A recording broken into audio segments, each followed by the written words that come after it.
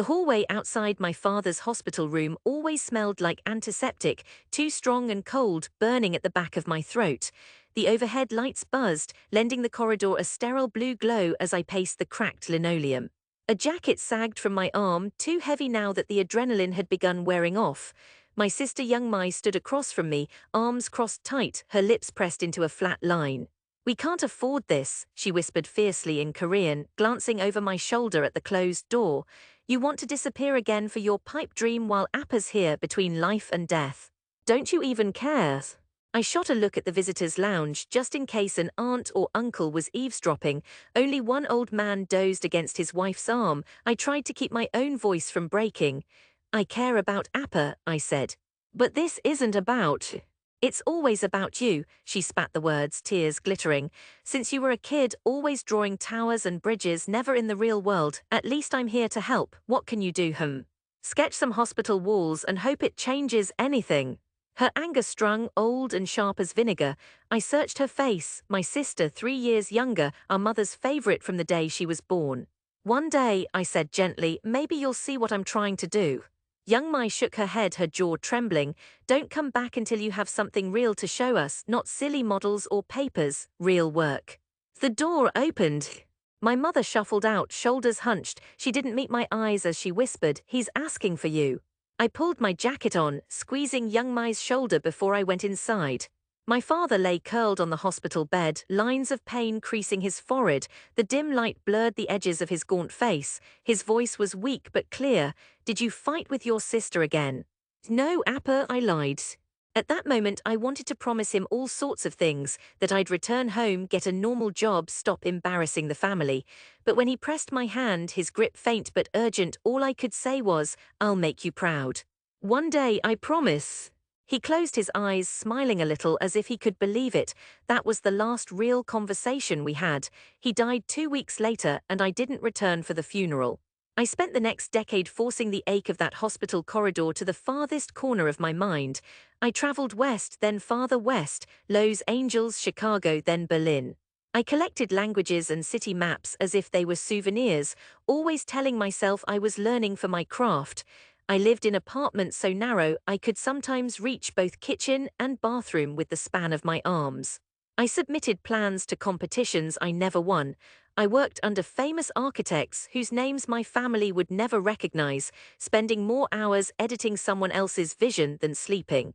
Some nights in Chicago winters when the wind howled down Michigan Avenue and my phone stayed silent as a stone, I pressed my palms flat against the frosty window and wondered if it would have been easier to let all my old dreams slough off. But I didn't stop sketching, not even when the firm switched to sleek digital models, not even when my supervisor rolled his eyes at paper napkin doodles over lunch. I poured the ache and longing into every sharp line, into every imaginative curve I dared add to someone else's plan.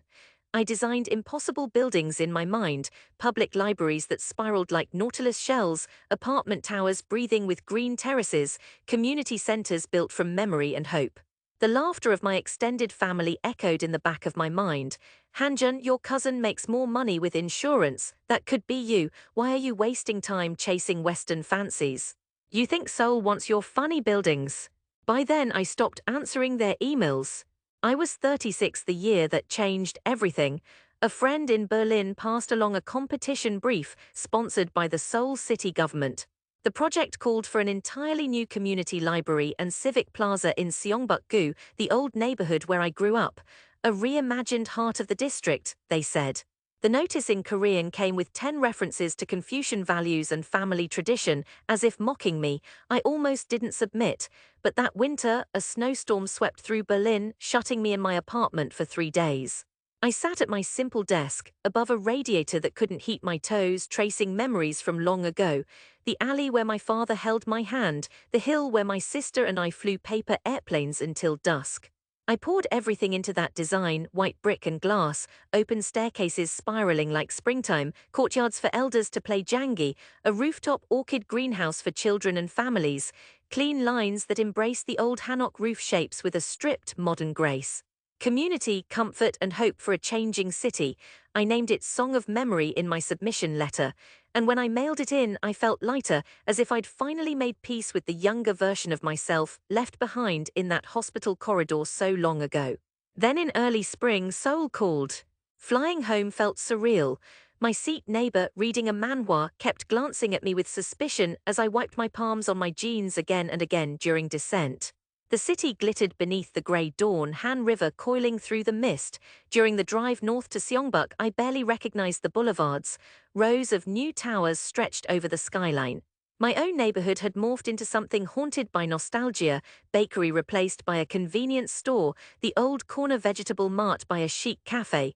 The city representative, Mr. Lee, greeted me at the construction site, bowing more out of formality than actual warmth. He wore an immaculate suit, his face taut with professional skepticism. "So you are the prodigal son returned," he said with a hint of irony. "Our judges said your design had soul. I hope for your sake it survives reality." Workers bustled around, steel girders rising where my sketches imagined light and quiet. My heart battered my chest, but I kept my head high. The days blurred in a sweat of deadlines and endless zoning meetings, in Korean, in English, back to Korean, negotiating with city bureaucrats, smoothing out turf wars among neighborhood elders, recalculating costs every time someone changed their minds about roof tiles. At night, I lay on a borrowed mattress in a windowless guest room, fighting jet lag and the old ache in my bones, haunting memory of my father's frail silhouette. Once, as I sat on the sidewalk eating tteokbokki from a greasy cart, a middle-aged woman approached, eyeing the blueprints I'd brought to edit in between meetings. "You're Hanjun, aren't you?" She peered at the model. "You used to draw in math class, still wasting time with silly pictures." I swallowed hard, forced a smile and let her words slide over me. "Actually, this is your new library." She scoffed, "We'll see if it ever gets built." But every day, the skeleton of my dream grew more real. 6 months into construction, my design survived its greatest threat when the city council nearly pulled funding over cost overruns. My mother called the first time in years. "You know, your uncle says it's all very extravagant," she ventured, voice tentative. "It's going to help Ioma," I told her. "I haven't forgotten where I came from." She sighed. "Your sister said you're too proud, that you don't even come home for Chuseok." The old bitterness pressed at me, but I thought of my younger self, desperate for her approval.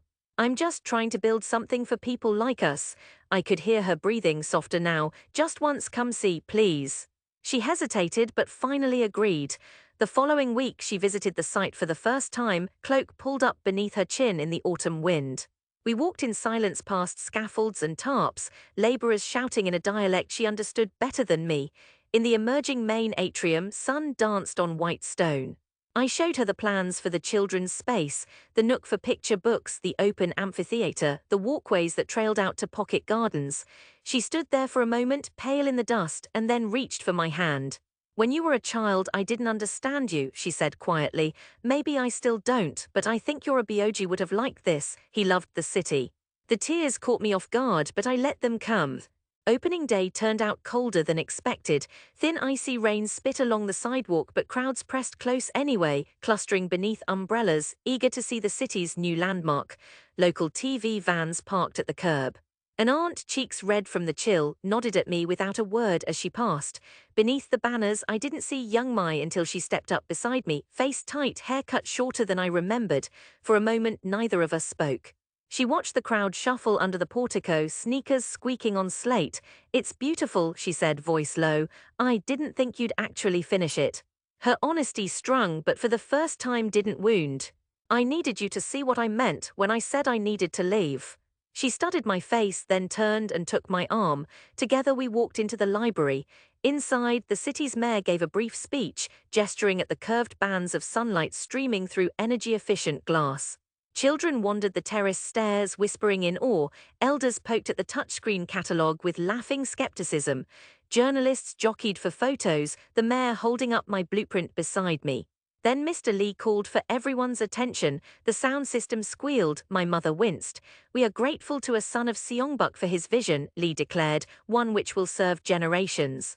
He beckoned me to the microphones. The crowd quieted, rapporteurs, city officials, a knot of family huddled at the back, young Mai and my mother, their faces unreadable. My voice caught, but I forced it steady.